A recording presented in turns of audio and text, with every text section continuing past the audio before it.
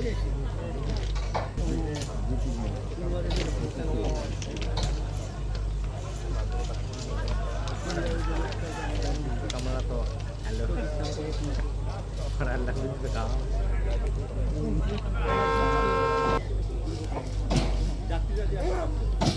ঢাকা থেকে আসছি, আসার পথে মানে ট্রেনে মানে অনেক কষ্ট করে আসছি। আসার পরে আবার এই যে এভাবে আসলাম, আসার পর আবার দেখতেছি এই যে সামনে নাকি আবার ট্রেন হয়েছে, এখান থেকে আবার এই যে নামতেছি, আবার এই যে এখন বাসায় যাচ্ছি, আবার ট্রেন পাবো কিনা আবার জানি না। মানে আসলে অনেক কষ্ট হয়েছে। কখন পৌঁছার কথা ছিল আর এখন সময় কত?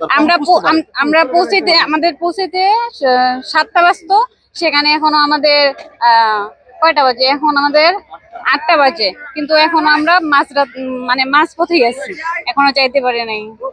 কখন বাঁচতে পারে? সময় কত হতে পারে? সময় হইতে পারে জানি না, সারাদিনও লাগতে পারে।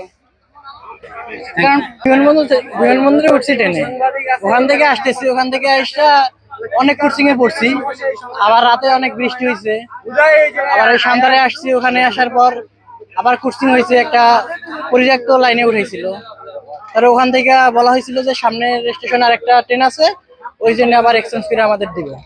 এই জন্য এই ট্রেনে এখানে নিয়ে আসলো। এখন আমাদের অন্যভাবে সামনের স্টেশন পর্যন্ত যাওয়ার লাগবে, এখন ওইটাই ধরে আবার আমাদের পার্বতীপুর যাওয়ার লাগবে।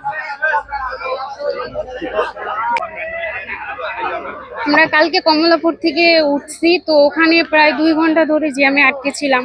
অনেক কষ্টে সিটে বসছি, সিটে বসার পর তারপর ট্রেন অনেক জায়গায় থামার কারণে অনেক মানে লেট হয়েছে ট্রেন। এতক্ষণে আমরা দিনাজপুরে পৌঁছে যেতাম, কিন্তু এখনো ট্রেন এখানে আটকে আছে সান্তাহার স্টেশনে।